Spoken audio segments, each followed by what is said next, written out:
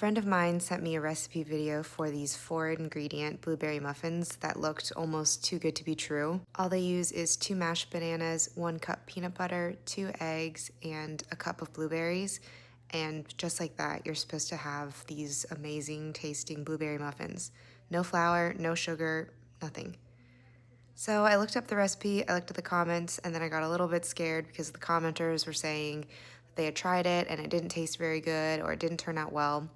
And some of them suggested a few edits. They said a teaspoon of baking powder would help it rise, and then a teaspoon of vanilla extract would really help with the flavor, 1 to 2 teaspoons of cinnamon, and then I personally also added 2 tablespoons of ground flax because I only had frozen blueberries, so I figured that would add even more water to the mix.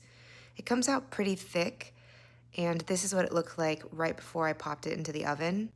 I also filled up each of the wells a little bit differently, so some of them I filled it up to the top, and some of them I filled it just a little bit beneath because I wasn't sure how much they would rise.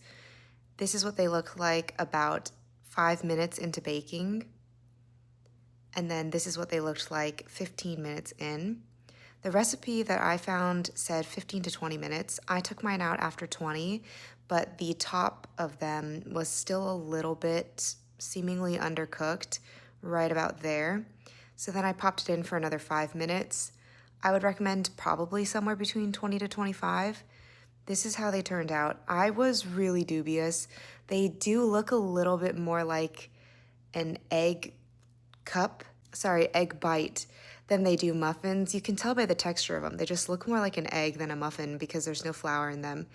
But then I took my first bite and it was actually really flavorful, really good, and I think I might make this again.